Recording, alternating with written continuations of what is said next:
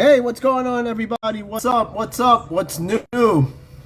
Hey, welcome to a brand new show of the Daily Mind Podcast, people. Thank you. Thank you for always taking that little moment of your day to join me on this wacky yet peculiar show.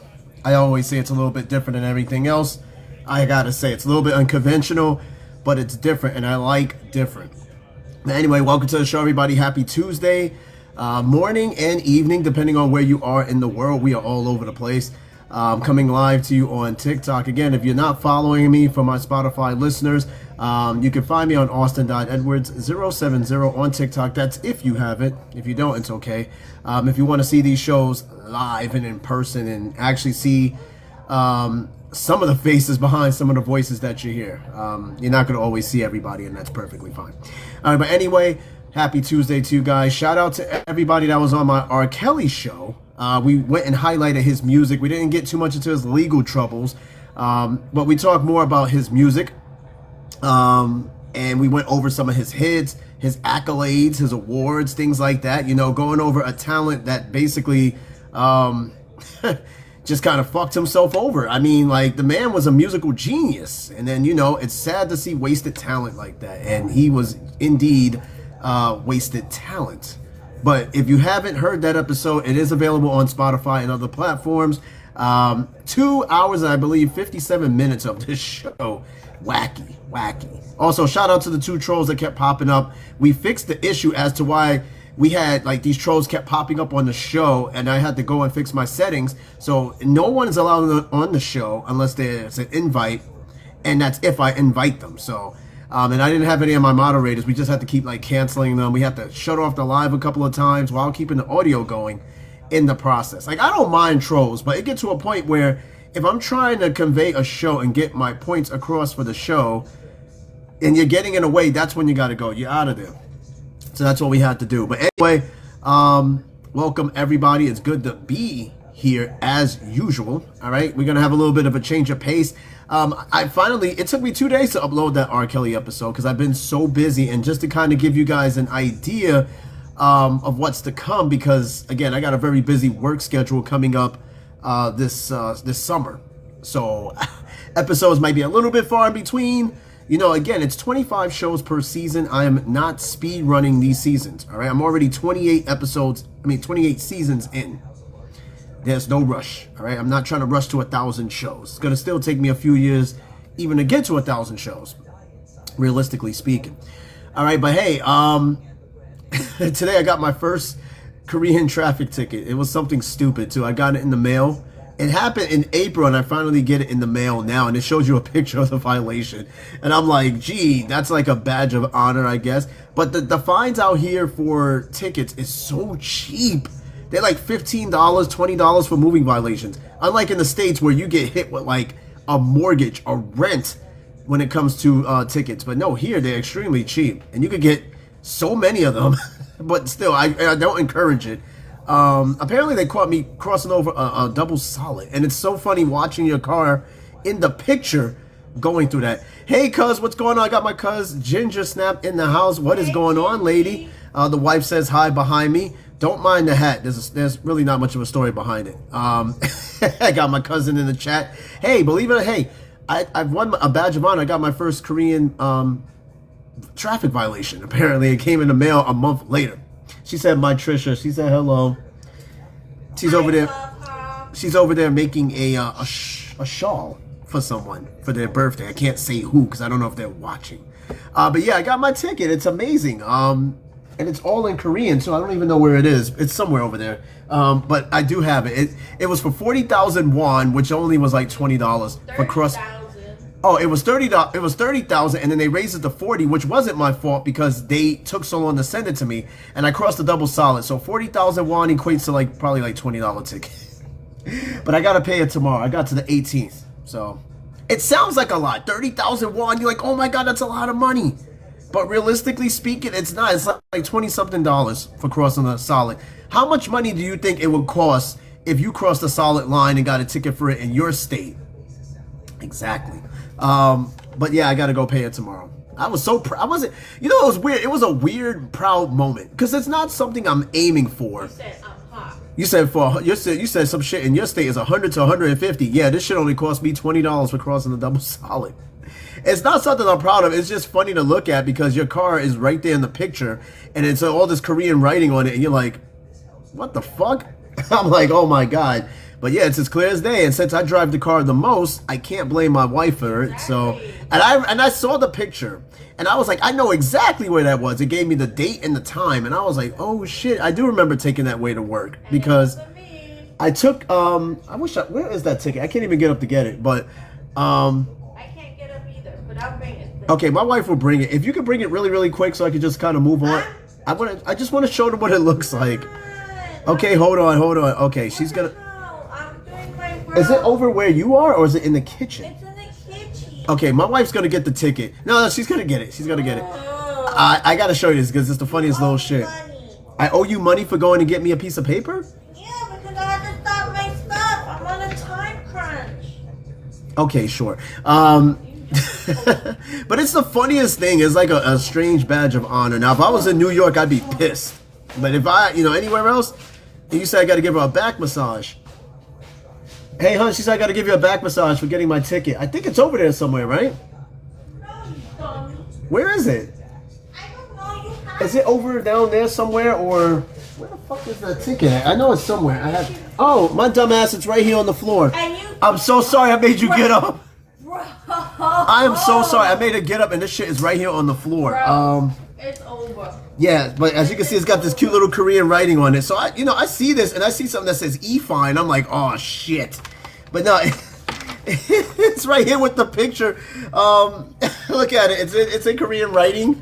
It shows the car, basically, right? And this is the ticket. So if you ever get a ticket in Korea, there it is. And then the price is on there at hold on, let me cover my little PO box real quick. I don't need anybody seeing that.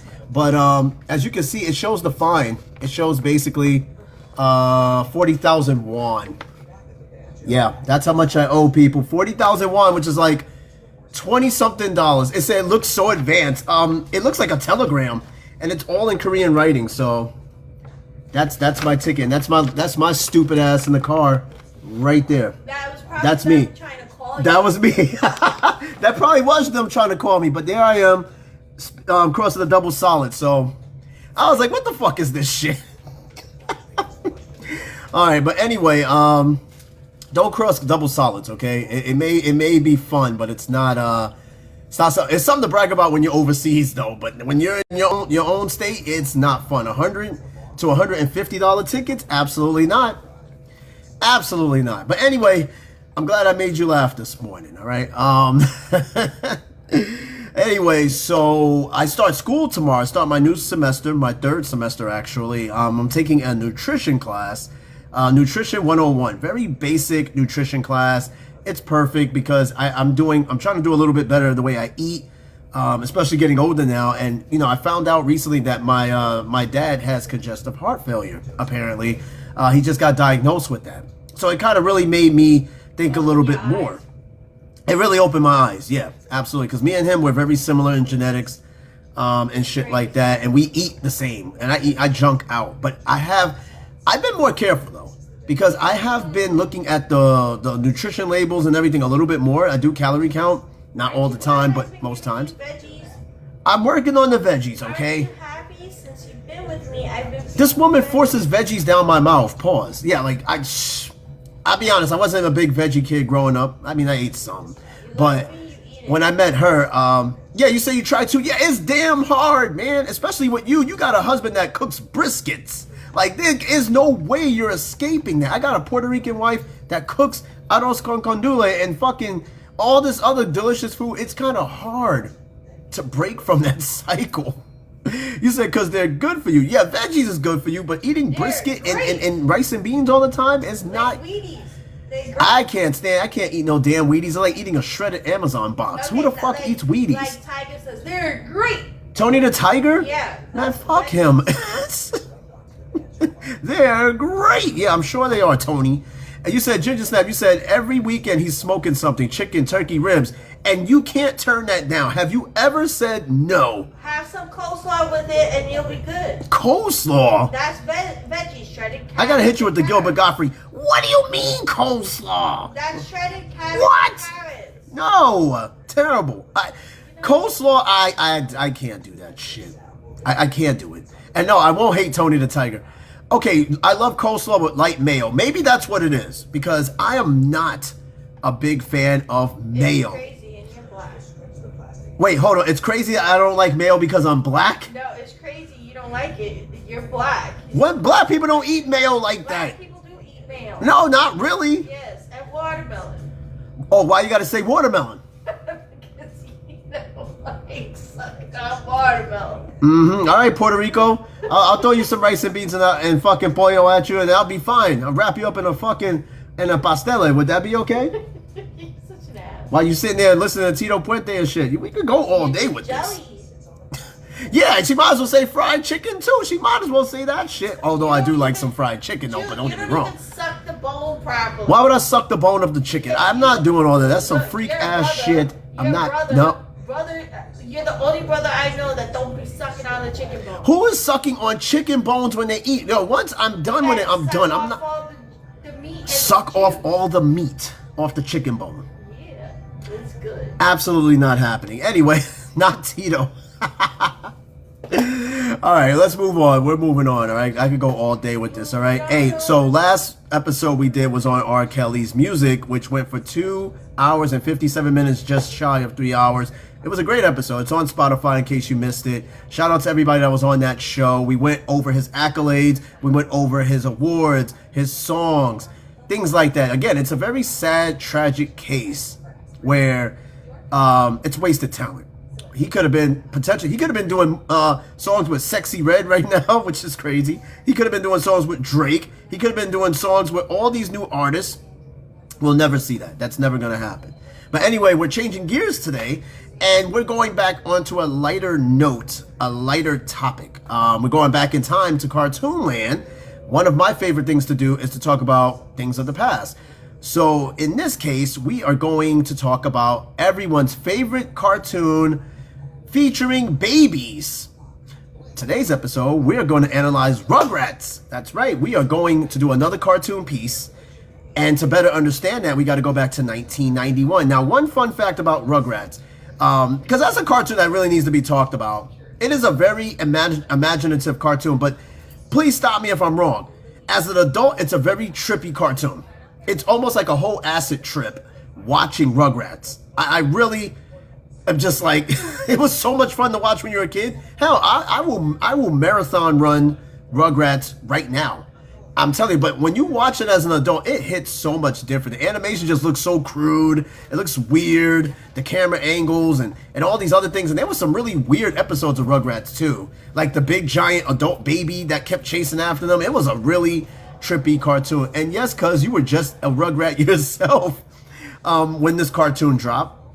Again, it dropped in 1991, okay? It was one of the original 3 Nickelodeon cartoons that premiered. Huh? I was 12. In 1991, I was 6 when this cartoon dropped, okay? That's telling of age. The 3 original cartoons was Doug, Ren and Stimpy, which we still got to do an episode on, and of course Rugrats, okay? Now, these cartoons spawned the era of Nickelodeon that we know today.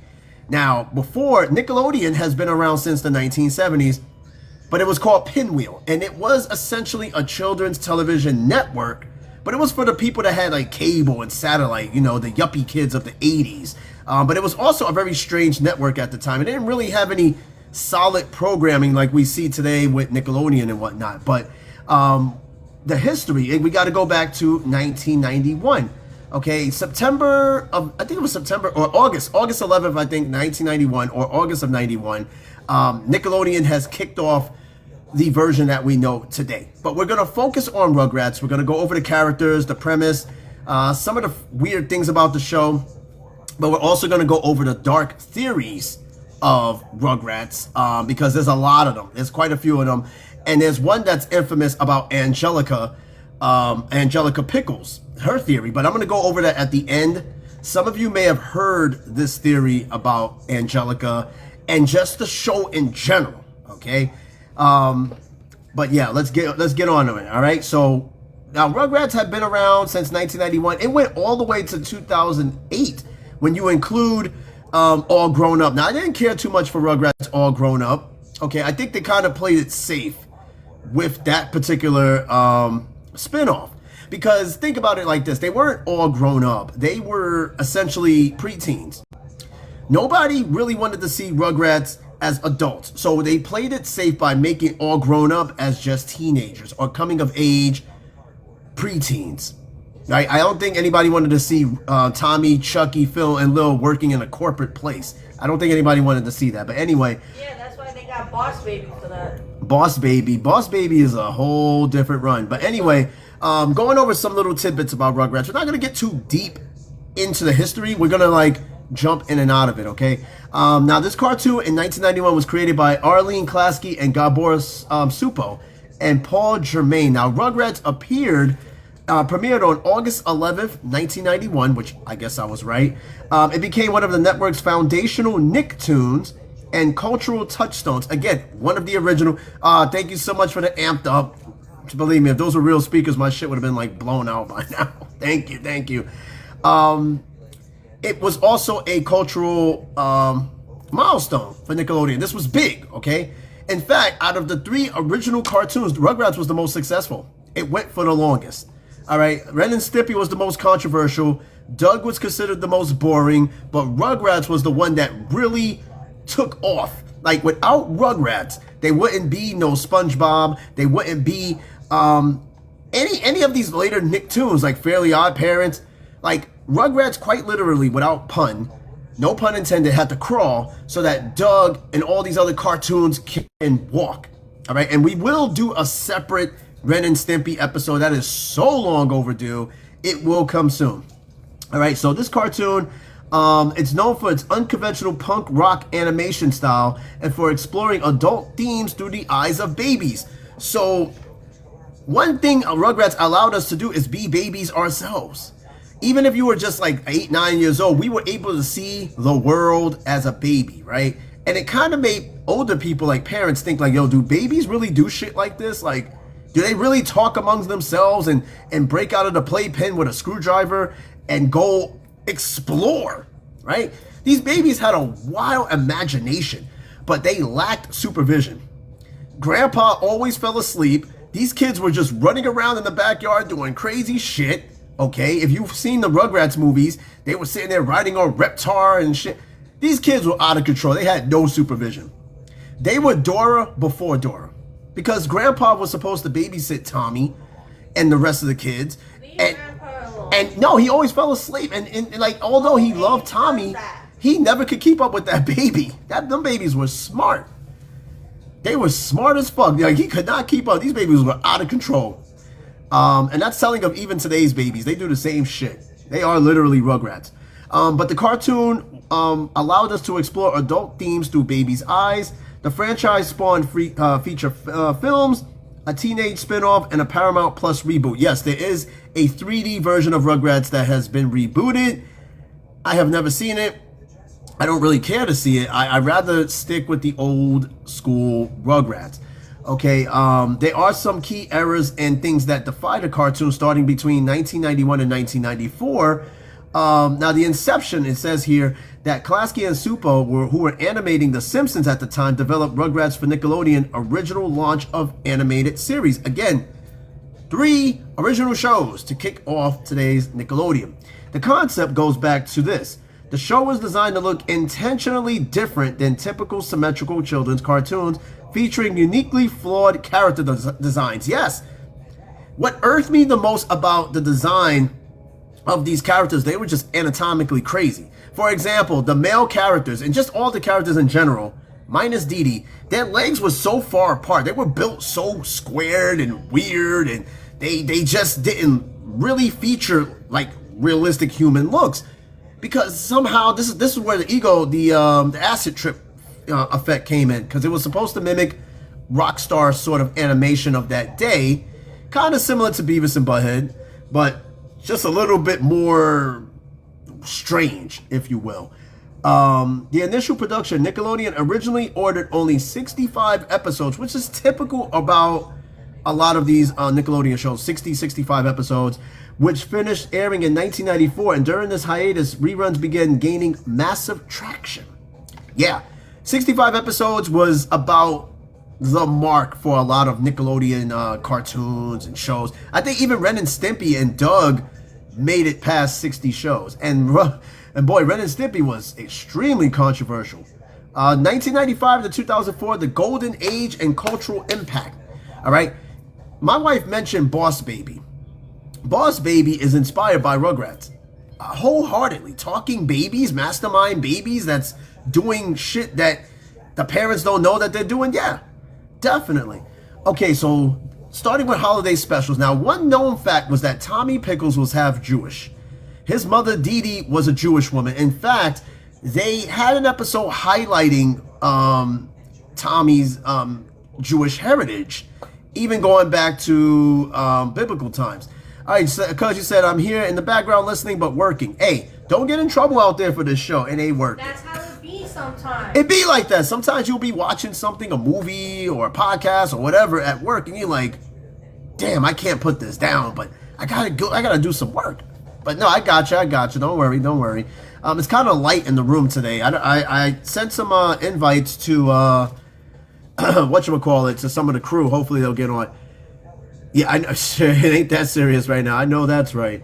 All right, so when it comes to holiday specials, again, Tommy was half Jewish. It says, during the hiatus, the show produced a Rugrats Passover episode in 1995 and a Rugrats Hanukkah episode in 1996, which earned critical acclaim for their unprecedented, groundbreaking Jewish representation. Now, this was not something that was really crossed in a lot of cartoons. I don't even know if today they wouldn't even cross that bridge, but again, this is the 90s, so it's whatever. And what it was that these two episodes, Tommy and the gang, they played out biblical historic events, Jewish events, because Tommy was Jewish, or at least half Jewish. And then returned to production after about what, maybe a 3-year hiatus. Fueled by skyrocketing ratings, Nickelodeon ordered a new episodes. The show returned with its 4th season in 1997. So basically, after about maybe 3-4 years, and due to popular demand and syndication, people wanted more Rugrats. They wanted more Rugrats. So Nickelodeon gave more Rugrats. They could, come on, the money was just too lucrative for this cartoon, okay? They needed this. Theatrical successes, yes, they were 2 movies. Rugrats in Paris, and of course the Rugrats movie in 1998. Now, I don't know which one is better.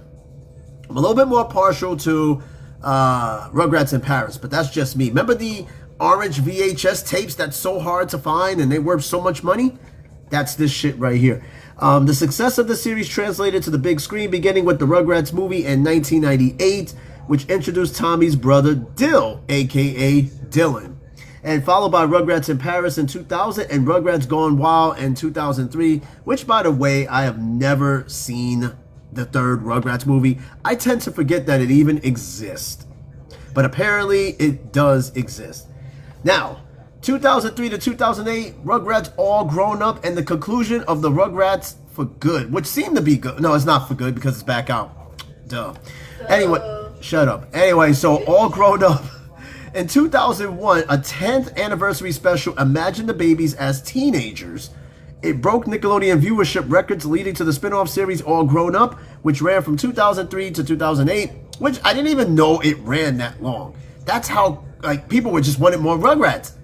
But it was like, can we imagine the Rugrats all grown up? But again, they didn't want them to grow up too much, because that would take away the magic of the Rugrats and being innocent, childlike innocence, if you just made this an adult Rugrats cartoon. Like, they're just grown up, working 9 to 5 jobs. That's boring. But they could have did something like that, but maybe taking care of their own babies. But then that'd be a little bit awkward. So I'm glad they kind of played it safe with just keeping them young, but not too young. Okay, and then the end of an era. The original Rugrats series officially ended its run in 2004. the end, right? Now it's time to move on. But in 2021, they came back. And one thing a lot of these older cartoons do is that they turn their 2D into 3D because they think nowadays, because, well, looking how everything is in technology, everything is in 3D. So what better way to reboot it than to make it 3D? Because kids nowadays, at least this generation, the way they grew up and perceive images and stuff, everything's in 3D. So it makes more sense. And believe it or not, producing shows in 3D animation is better, it's cheaper actually than hand drawing them. So that's the route they went. So Paramount Plus reboot. Now on May 27th, 2001, a new Rugrats series premiered on Paramount Plus. This iteration shifted the original 2D art style to 3D computer animation and updated characters for the modern era. For example, making Phil and Lil's mother Betty an openly LGBTQ plus single parent. Let's talk about Phil and Lil's mom. Phil and Lil's mother. Now, in the original run, she was married to Howard. Okay? But a lot of people looking back at it was speculating something was really up with Howard and the mother. If you notice the way she... No, it's not... So the thing was this. If you look at Phil and Lil's mom, she was a woman, obviously, but she was very masculine. Like, she could take her husband and just toss him all over the place. But she was very masculine. Listen, if you watch the cartoon, it would make sense. So she had a woman symbol, like a female woman symbol, like you got male and you got the female. So she basically dressed masculine. She acted masculine. So she was a tomboy. She was perceived as a tomboy back then, but as years passed by, people were starting to think that she was just perhaps gay. And it turned out she was. But here was the thing. In the 90s, they couldn't, like LGBTQ was very taboo back then, especially in cartoons and family shows. They had to be very careful. But Phil and Lil's mom, I think her name was Lillian or some shit like that. I forgot. I don't know. But she was actually gay in the show, but they couldn't openly say that. But it was indicative that she was gay in the show. And then they finally revealed in 2021, when it was safe to do so, that in the live reboot that she's actually of that sector. But we kind of saw that because although she was married to a man, it didn't like their chemistry just wasn't there. There was something definitely different with that. But now in the new reboot, she is openly a single gay parent. Mind you, it said single because remember, she was married in the original. Now she's a single LGBTQ plus parent. So that's indicative that she might have gotten a divorce from her husband and moved to the other team. Is it going to say that in the storyline? No, it kind of just wrote itself. Okay? But that was just some tidbits to go through with the history of the show. We could go over some quick little tidbits of questions that people ask. And then I'm going to go into the characters of the show that we all know and their personality, like a little bio of each of these characters. Now, some of the questions that people asked of this show is Tommy. So there was this theory that Tommy from Rugrats was a stillborn baby. In fact, he was. And something like that was very controversial to talk about back then, especially in the kids' cartoon. Yes, Tommy Pickles was a stillborn, and it actually showed that in the show. According to this, Tommy was born in 1988, so that means by the time Rugrats started, he was born in 88, he was 3 years old. I mean, he could walk, so nobody ever thought of Tommy's age. I thought he was like maybe 2, but he was actually 3. He was a stillborn. That's why Stu is constantly in the basement making toys for the son who never had a chance to live. Now, that's one of those dark theories about the Rugrats, because Stu was an inventor and a toy maker. So he was always in the garage or whatever, tinkering with toys. So the dark theory behind this is that Stu was making toys for the baby he thought he wasn't going to have because Tommy almost didn't live. And that was actually depicted in an episode during the show's run. All right, so another question it asked on here that people, I guess, asked, is Dill from Rugrats autistic? Now, that was something... now, Dylan Pickles, right? I don't think Dill is, but somehow people are asking the question of whether or not he is. Now it says here in the overview, Dill Pickles is canonically confirmed as autistic, but the creators of Rugrats are all grown up. However, many fans view him as neurodivergent, and all grown up he exhibits traits that many viewers associate with the spectrum, such as unique interest in aliens and inventing a distinctive way of communicating and being considered eccentric by his peers. I think Dylan Pickles is just being a baby. I think that's kind of an oversight. Because if you notice, the rest of the babies, they had an interest in things. Like Tommy was really big about Reptar, him and Chucky, but nobody ever suspected them of being on the spectrum. I don't know. I think that's kind of a dicey one. But maybe as we go into the dark theories of the show, perhaps maybe it might yeah. Oh, and then somebody asked if Angelica was schizophrenic, and I don't think she is. I think she's just a spoiled brat. She's just a brat. She's just a kid who her mom don't pay much attention to her because she's always working, and the dad caves into every demand that Angelica has. She's basically just a spoiled brat. That's what I'm thinking. All right, y'all. So hey, let me see. I might dig into this Rugrats through the years and see what may have changed. I bet you guys didn't notice in the original pilot, Tommy's shirt was orange. Now I saw that in some sort of promo back in the day for Nickelodeon, and it showed Tommy wearing an orange shirt. Now you guys know Tommy wears a blue shirt. So maybe in the promo it was orange because I guess to represent Nickelodeon, and then they decided at the last minute, hey, let's just change his shirt to be blue, which I guess makes a lot of sense. All right, let me see if I get anybody else on here. I promise you this, everybody's gonna show up on this show dumbass late. And I get it. It's like 7:30 in the morning in the States right now, so I get it. It's kind of early. So yeah. All right, I'm gonna dig into this Rugrats through the years real quick. I want to see what it depicts. What the hell is this? All right, through the years. I'm not going to get too deep into this, okay? Oh, okay. So this is good. I like the way they broke this down. This is on rugratsfandom.com.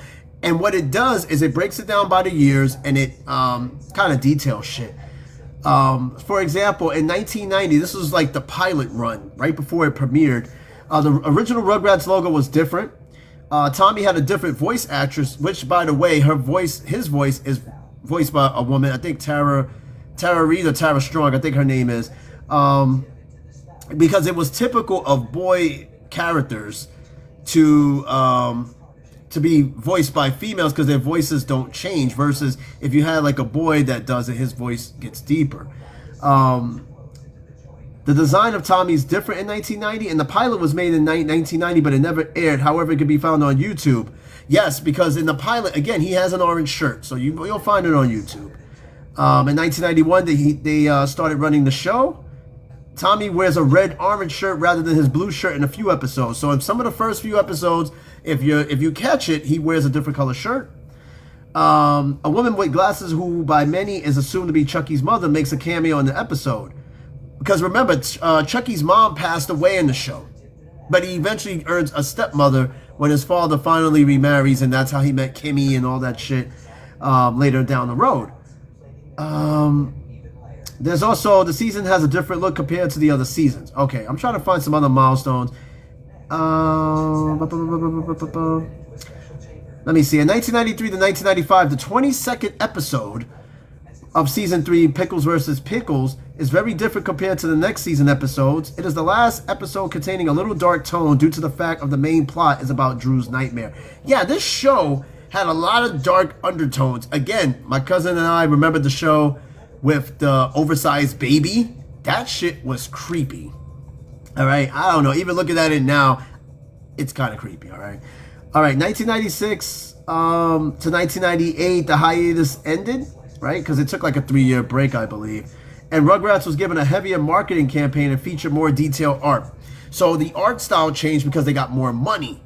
So if you notice with certain animated TV shows, the animation is a little bit crude. For example, The Simpsons, South Park, the first few seasons was crude. Then when the networks start giving them more money, they change the animation style. They're able to do all these cool effects, right? So, and then Phil, one of the twins, has earlobes. So I guess in the earlier designs, he didn't get earlobes, but now they got the money to put earlobes on him.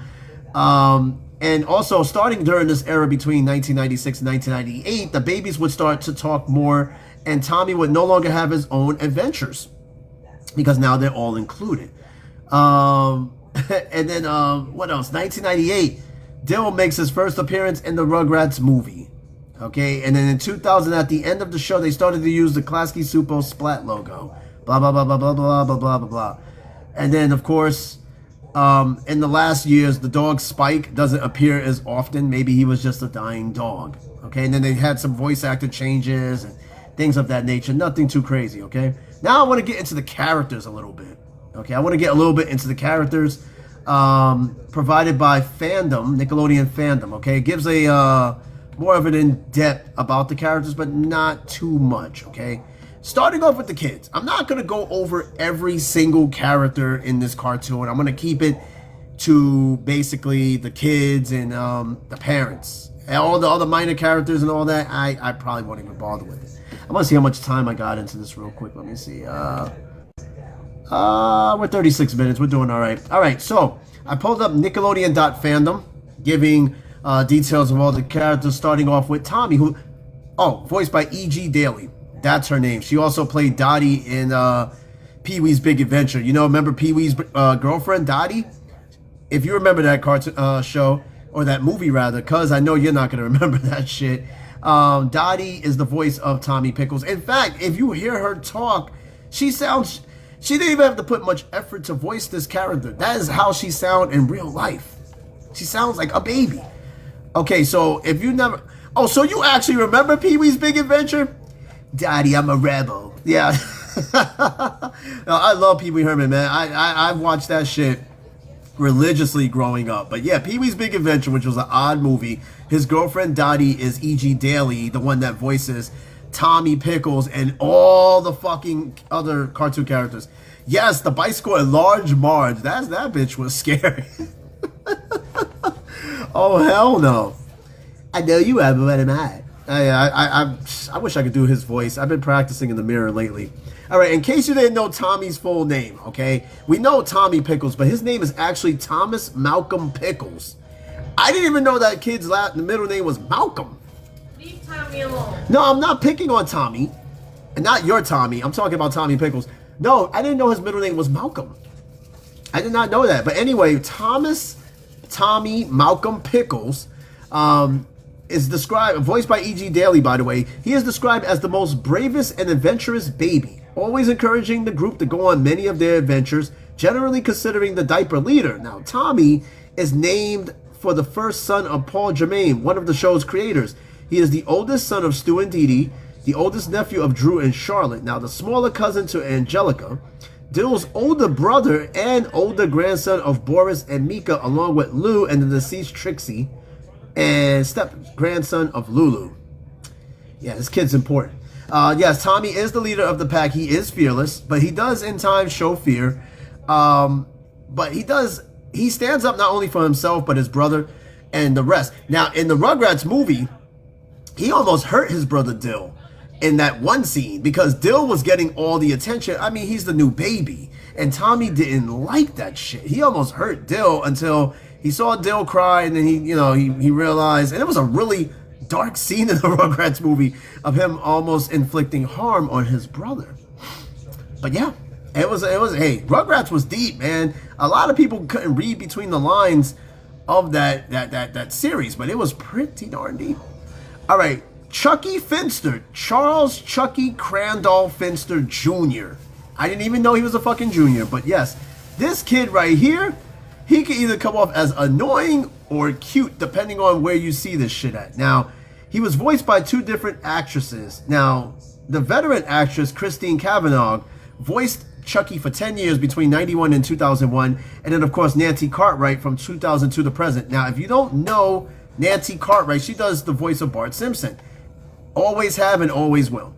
All right, Chucky, Tommy's loyal friend, afraid of everything. So he was the polar opposite of Tommy.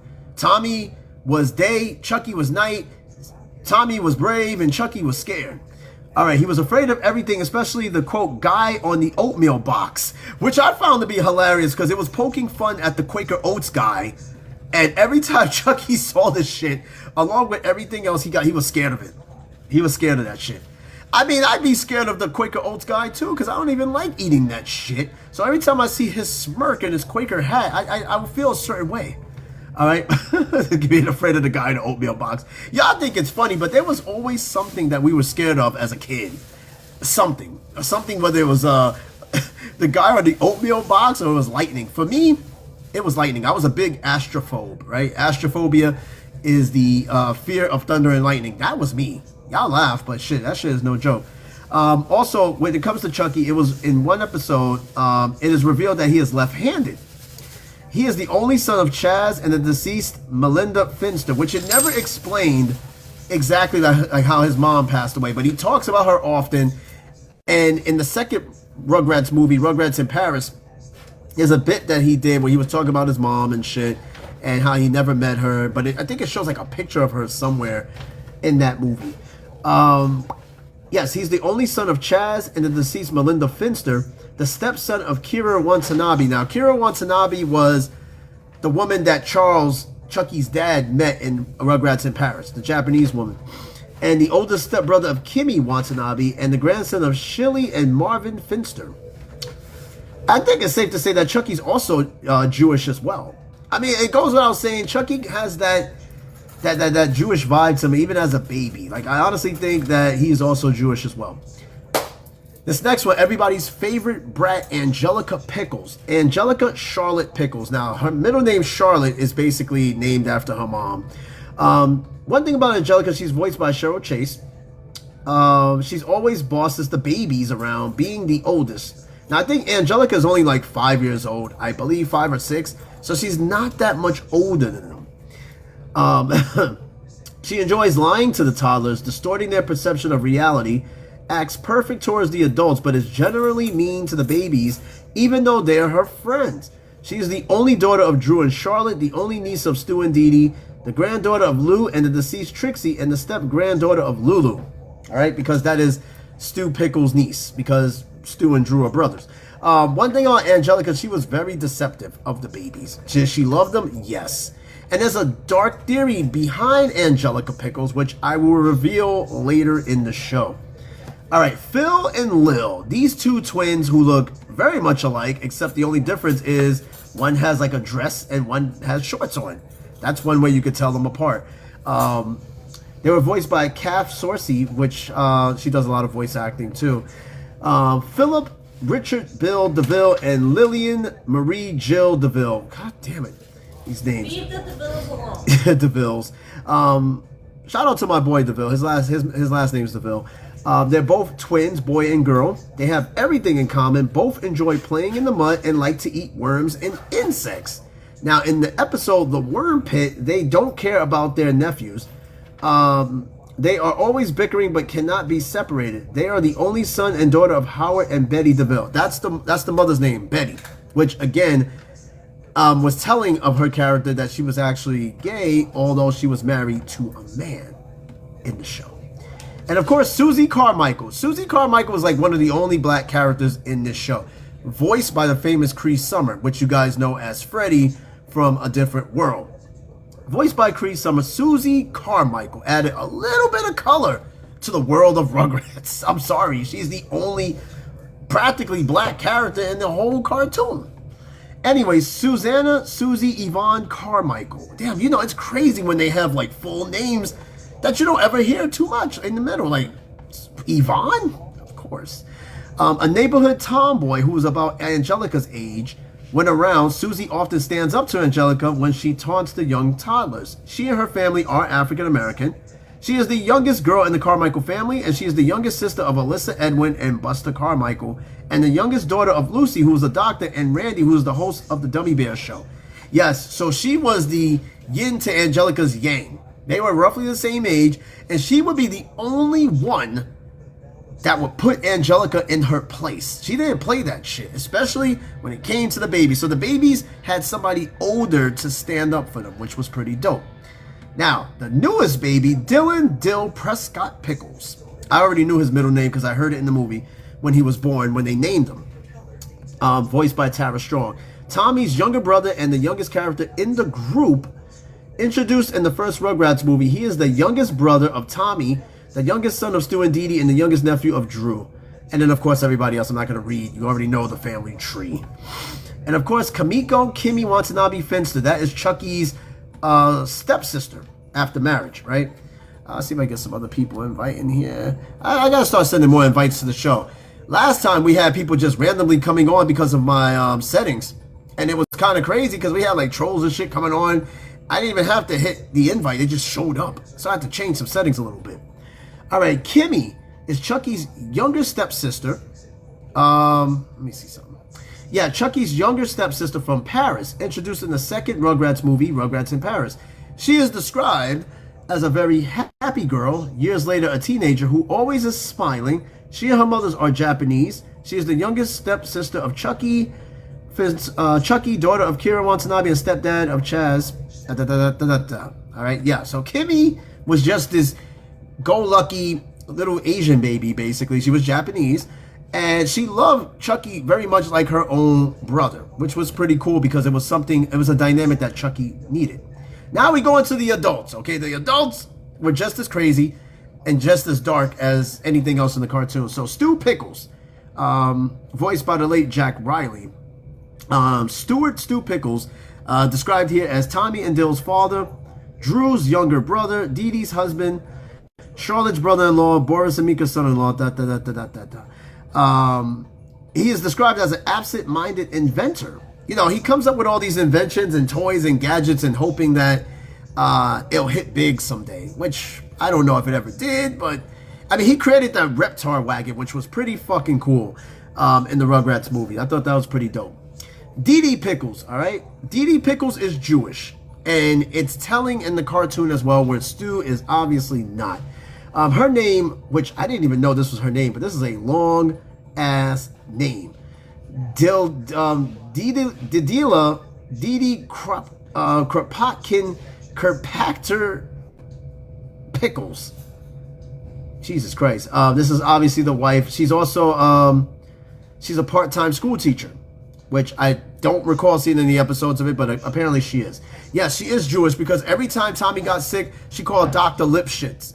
Now, Dr. Lipschitz was like their doctor, where you call, he shows up at the house if the baby is sick, always Dr. Lipschitz. And that was an indicator that she was indeed Jewish. In fact, her voice actress, Melanie Chartoff, is also Jewish. That makes a lot of sense. All right, so the next adult, Lou Pickles. Now, Lou Pickles, this dude always let the babies go out. Always. Somehow the babies always escaped his clutches. PFC, Lewis Calhoun, Lou Pickles. Oh, so he's a U.S. Army retired vet. Which is odd because it said that he retired as a PFC. So I guess at some point he fought in the war. He got out as a PFC. He didn't do 20 years and he was done. Tommy, Dill, and Angelica's paternal grandfather. Stu and Drew's father, widower of Trixie, father-in-law of Dee Dee, he is the babysitter of the children. Whenever the parents go out, they go to work, he's there to watch the kids, but most times he just escape. Yes? Do you want to talk with spiced apple cider? No, I'll take some tea, though. Okay, fine, I'll have some... What? My wife always does this shit. If she asks me for something, I say no. She gives me this sad puppy face, and then I have no choice but to say yes. It's hot, but it's good. You don't need sugar. My wife made spiced apple cider. Now, it seems like it's November, but it's really June, but I'll take it. All right, next adult, Lulu Pickles. Lulu Pickles was is Lou's second wife. She works in the hospital. They met in the hospital. She's a nurse. Okay, not going to get too much into that. Andrew Drew Pickles, Stu's older brother. Now, these two always get into it. In fact, his older brother would dig into Stu about not having a job because in reality, Stu did not have a job. He was this inventor that just tried to bank on inventing shit. But in reality, Stu Pickles did not have a job. He was a bum. He was a bum.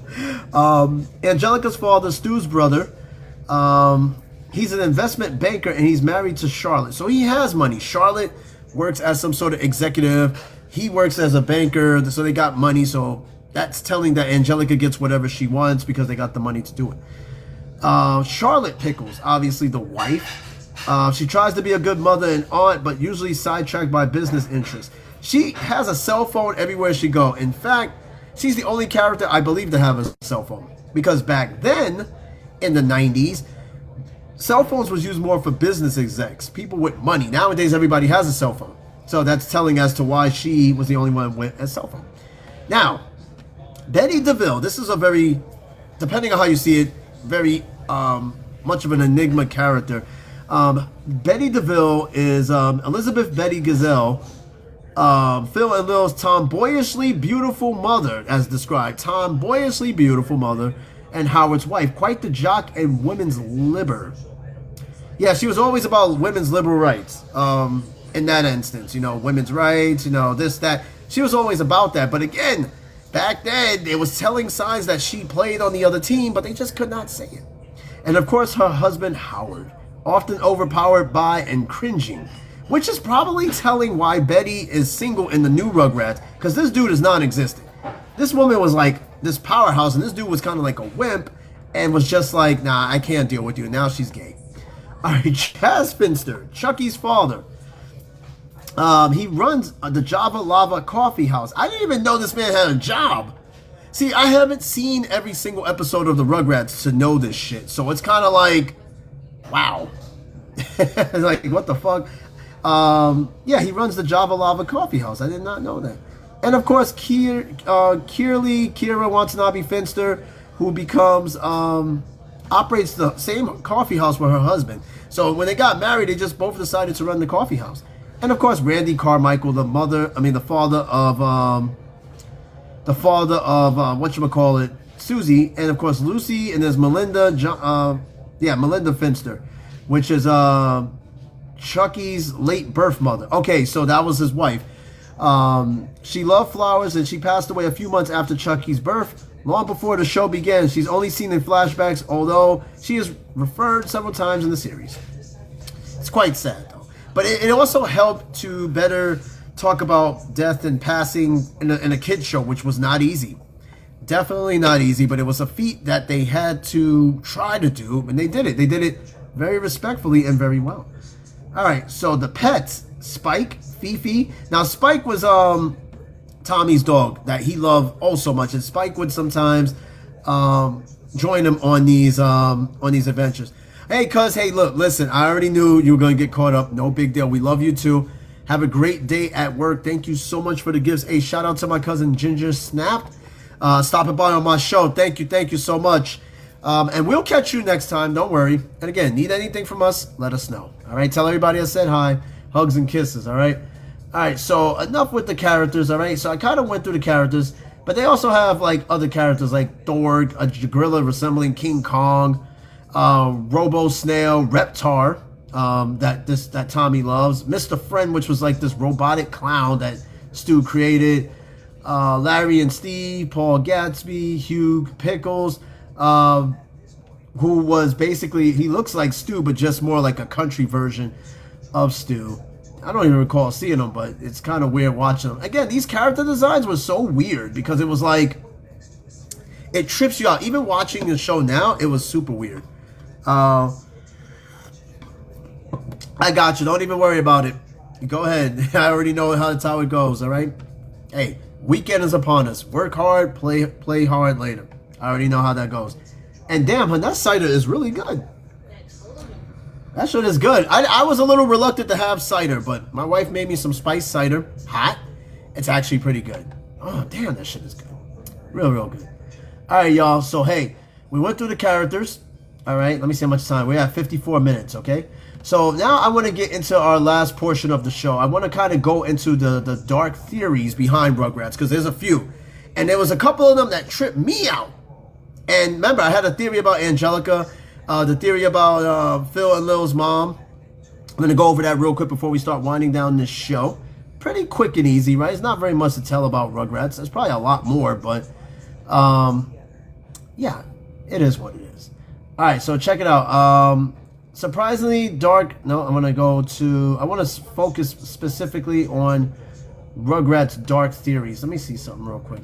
Let me type this up for us real quick, because we're about to hit that 1 hour, and that's when we start winding things down. I don't know where the rest of my crew is, but They're not here today, but that makes for a easier, quicker show. Hold on. Theories. I'm going to pull up some Rugrats Dark theories. I explained some of these way back in my last Dark Conspiracy episode, but I want to focus more on the Rugrats, okay? There we go. The Rugrats theory on Creepypasta Wiki. Yeah, there we go. That's the site I was looking for before. Hoping to get some other people on here real quick. I got invites passing by, but we'll see how they pass. I'll try to get them on here because I'm not always so quick to invite other people on, but I need to. How is somebody going to get other people on the show? That shit's good. You know who I'm surprised is not here? And I bet you, if I mention his name, he's going to pop up on this show. Mikey. He's been on all of my shows for the most part. He was on my R. Kelly show. He was the one that actually inspired the R. Kelly show. Yeah. All right, let me see. Rugrats theories. I got a few of them here, which is kind of bizarre. It's pretty crazy. Rugrats theory, okay? I'm going to read a few of them. Actually, it's not really in the list form. It says Angelica is a schizophrenic. Is crazy. Hold on. I'm going to find a more streamlined list because it kind of put it in like this paragraph, almost like an essay. I want to put it like in a numbered list if I could find some. And then I want to do a bonus show on cartoon conspiracy theories at some point, whenever that comes up. All right, let me see something real quick. I'm trying to find a list that breaks it down a little bit better. Dark conspiracies with Rugrats before we start wrapping this show up. Because some of these things make you think, and it's kind of like, kind of weird. Okay, so we're on Ranker.com. This is a little bit more broken down in detail. And what I'm looking up now is Rugrats fan theories, right? Every show, every cartoon, every movie has a fan theory that people try to figure out. And some things are a little bit telling. Some of them aren't as telling, okay? So, it depends. You got to read between the lines. Okay, so, let's see. Damn, I got nobody on my show. I got nobody on live right now. It happens. It kind of sometimes makes for an easier show. All right, so Ranker, it says all the Rugrats have passed on except for one, and it's obvious once you pay attention. All right, I'm going to read that theory. That's one of the darkest theories of the Rugrats. All right, Happy's on the show. Hi, hon. Hi. Anyway, this first theory, it says Angelica is a schizophrenic sea baby. I can't say the word on here without getting canceled. So if you go back into the 80s and you know those type of babies, there you have it. Okay, so they said that she's basically a schizophrenic baby.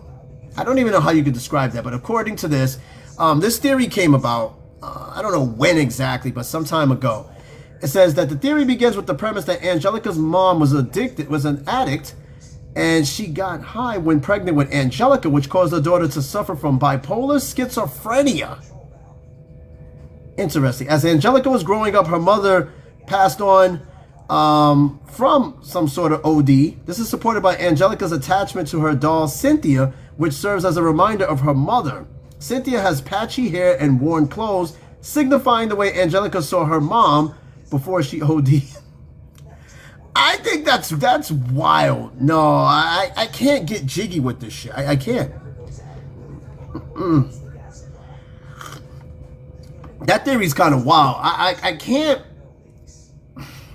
The way I see Angelica is like this. She's basically just a spoiled kid. This is one of the wildest theories I've read about Rugrats. In fact, I don't even recall reading that from the last show I did a while ago on Dark Fan Theories. You got me on that one. Thanks for sharing the show. I got my co-producer and wife in the chat right now. She's super sharing the show. I don't know if we're going to get anybody else because no one else is lit up green on my friends list. Like, there's no one on right now. It's kind of crazy to see. But keep trying, though. Keep trying. Okay, so this next theory is that Angelica created an imaginary world as a coping mechanism when her mom passed away. This is the second dark theory of the Rugrats. Okay, I'm going to read it here. It says, when her mom passed away, Angelica was but a child and couldn't cope. With the bitch of a stepmom and the devastating feeling of loneliness, Angelica created an imaginary alternate universe as a safe haven. The babies were added to her fictional world as they passed in real life. The characters of the babies were shaped by her limited understanding of actual adults in society. So what people have said about this is that the babies are not real. The babies are made up, that the babies actually passed away and all they were was a figment of her imagination. I thought that was some of the craziest shit I've heard about this cartoon. It's a lot. It is a lot. I don't think it's that deep. I don't know. But I guess if you watch it enough and read between the lines, it could be telling. Another theory, Tommy was actually stillborn. Now, this has been confirmed. This is not a theory. This was actually confirmed. If you watch that one episode, it's been kind of confirmed that he was born a stillborn. He almost didn't even make it. Which also leads to the other one where Stu makes all these toys for the son that he thought he wasn't going to have. Isn't But this so good? this tea, that cider is good. Spiced apple cider, 100% vitamin C. It's really good. I like it. All right, so as far as this theory about Tommy being the stillborn, which I think was once again confirmed, nearly all of the babies in Rugrats are actually gone in reality, and Angelica had a hard time understanding death, especially with her bipolar schizophrenic condition. Thus, when she overheard adults talking about tragedies in the neighborhood, like how Tommy, the Pickles baby, was actually a stillborn, she simply added him to her imaginary world. Evidence that Tommy has passed on lies in Stu Pickles. The man is always in his basement, tinkering with toys like a madman because he went crazy after his son was a stillborn. His feverishly creating all those toys for the son he desperately wishes he had is pretty horrible. But he had Tommy, and he still continues to make toys even with Tommy around. I'm just saying, it's kind of a stretch. And evidence, oh, I already read that part. No, I honestly think if that's the case, yeah, but Tommy's alive and he's still making toys. I'm just saying. Stu is basically a jobless inventor. Now, I think Stu at one point worked for a toy manufacturer and may have gotten fired.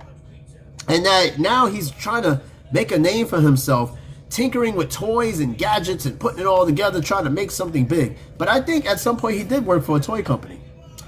All right, now this next theory that Chucky actually passed away with his mom, which is kind of dark. It says, yes, according to this fan theory, Chucky is also gone in the real world. He's also unalive.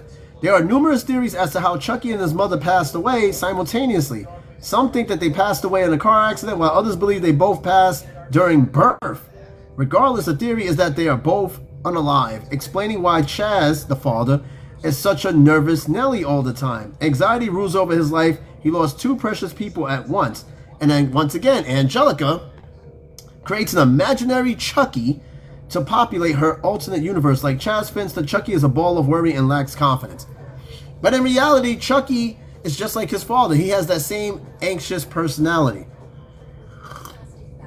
And I think the reason why Charles Finster, his father, is so anxious because he's a single parent.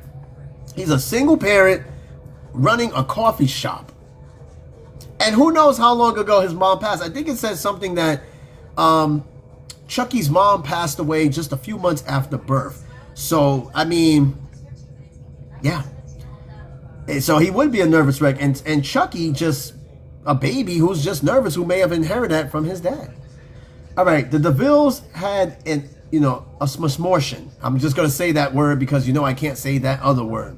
So I heard this theory, too, that they had one. It said in the real world, the DeVilles decided to abort the baby because Angelica didn't know the sex of the baby. She imagined one of each. Thus, the twins Phil and Lil were brought to imaginary life.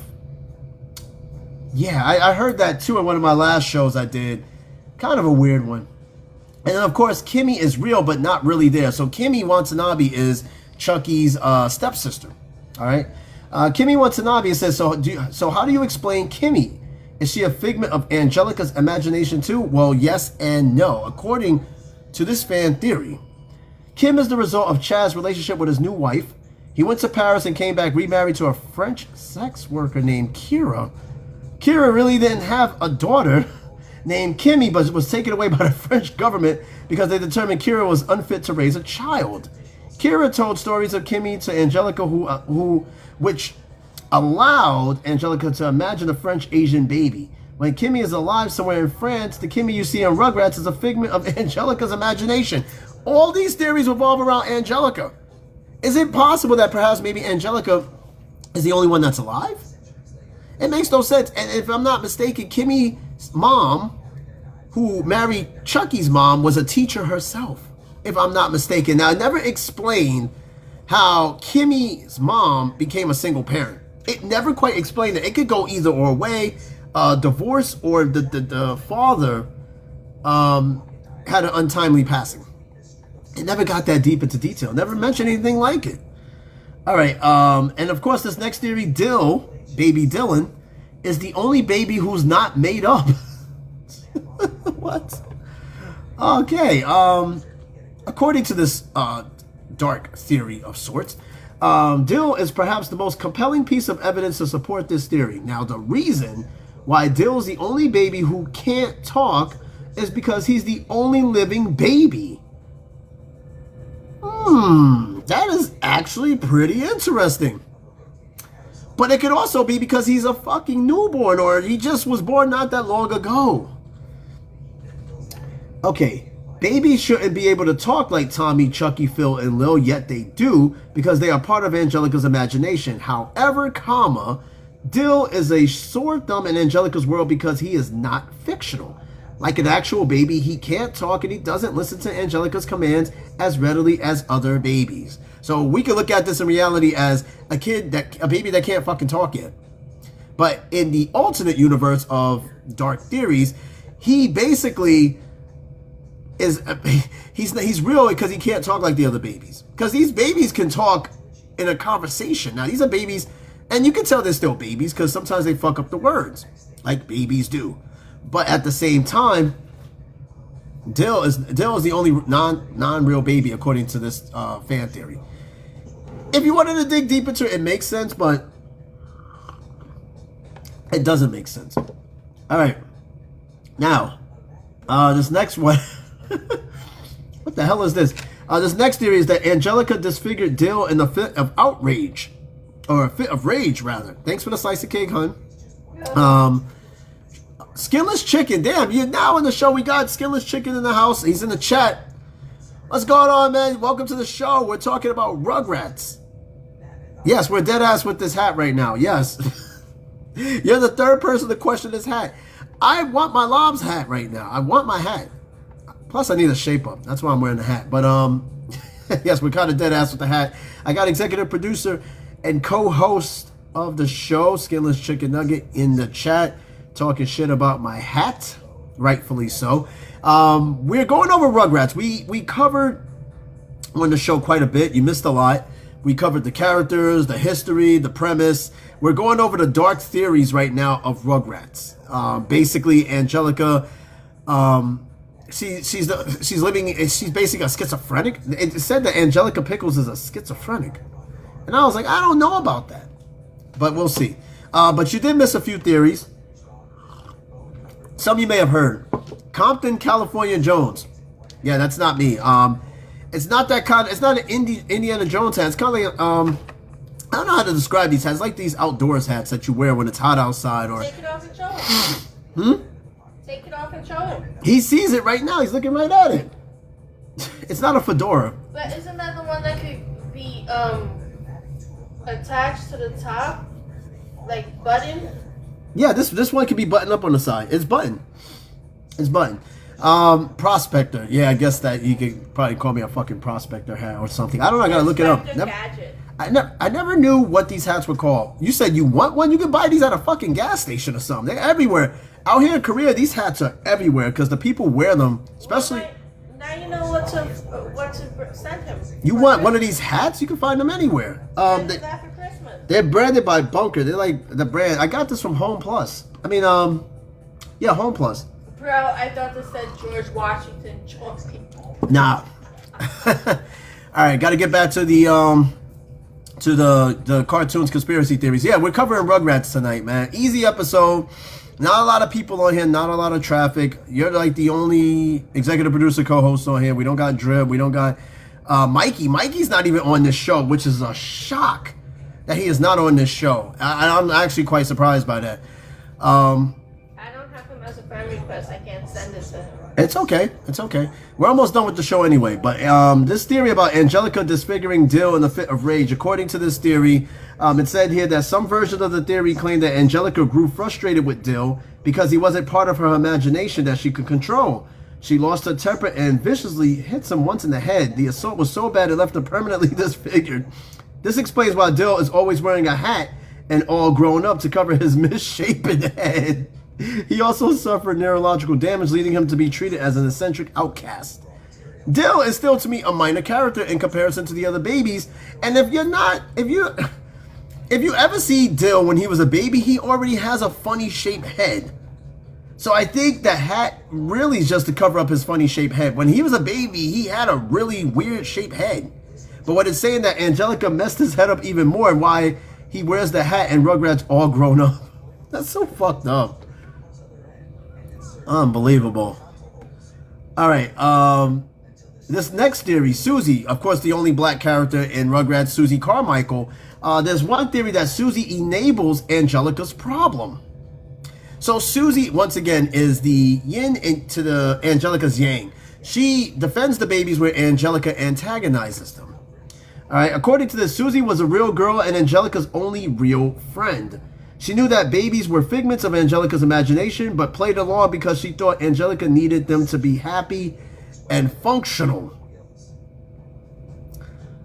Maybe in that particular realm? Maybe. I don't know. It wasn't like Susie didn't like Angelica. She liked Angelica. She just didn't like the way she treated the babies. And of course, as this next theory, Angelica began to use drugs as she got older? I guess so. It says, and all grown up, all the kids are older. However, is that so if they're supported to be imaginary? Well, Angelica was so racked with guilt over hurting Dill and causing neurological damage to him, she started abusing, just like her mom. So when all grown up, you're actually watching an older Angelica who has once again turned to her imaginary world for help. Yikes. I don't think so. Not really. I'm not going to go with that one. And of course, this last one, Susie created the Rugrats. Susie Carmichael created Rugrats. So as the theory goes, it says here that inspired by Angelica's passing, Susie went on to become a psychologist. Afterwards, she teamed up with Nickelodeon to create Rugrats, telling the story of Angelica's life. What? What? I guess. Very dark theories. You said, look up what Susie is. It says Susie is a psychologist. It just said it here. They're saying that Susie, the story of Rugrats is being told through the lenses of Susie, but Susie was not in the beginning of the series. She came much later. But what they're saying is because Susie became a psychologist, is that she's telling the story of Rugrats through the eyes of Angelica or some shit like that. It's pretty fucking strange. You think about it. That's pretty strange. Before we wrap up, let me see if there's some other, couple of other theories. You said, nah, man, in that one book or whatever, what a Susie is. What book? Are we even talking about the same thing, or is this like some weird Rio shit? Are we talking about the same thing? Okay. Okay, what is the dark lore of Rugrats? Okay, so there's a few more in here.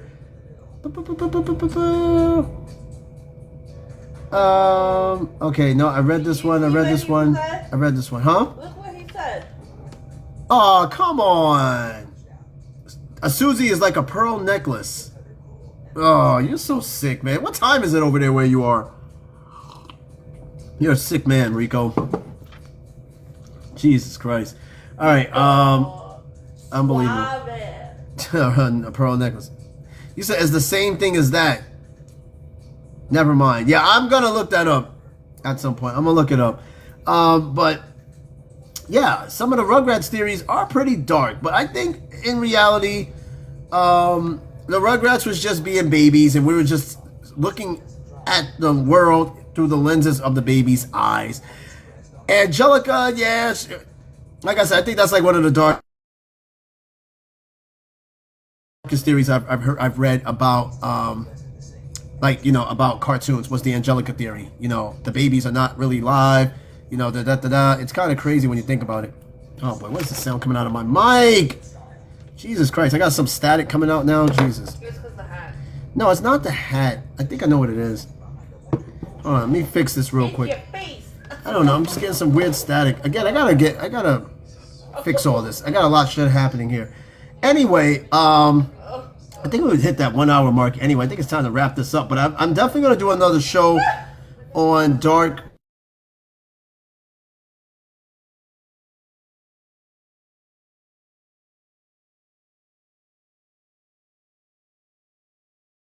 Cartoon theories. Hopefully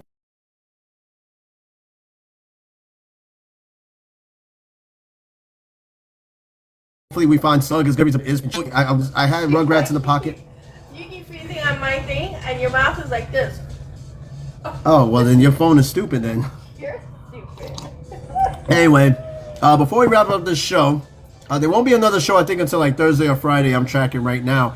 I actually have Friday off, which means I can do a show Friday morning, which would be Thursday. I will let you guys know what the next show is. I actually, I also have 2 planned episodes. It's a 2-part episode. The first episode being what men want, and then the other episode what women want. Because we really don't know what we want. We think we know what we want, and we think we know what each other want. But in reality, we really don't know shit. So I'm planning on an episode with that soon. I got a lot of shows. But again, I don't know. It's going to be a really slow walking season because I have a lot of shit going on with work and everything else. So in due time, it'll all come together. Other than that, though, before we wrap up the show, we got to start off from the top. Shout out to Skinless Chicken Nugget joining on the show today. Pretty light, quick episode. Executive producer, co-host, and of course my wife, Ampy, co-producer and wife. And shout out to her for making that hot apple cider. This shit is good. I don't even want to drink all of it. I just want to like slow sip it.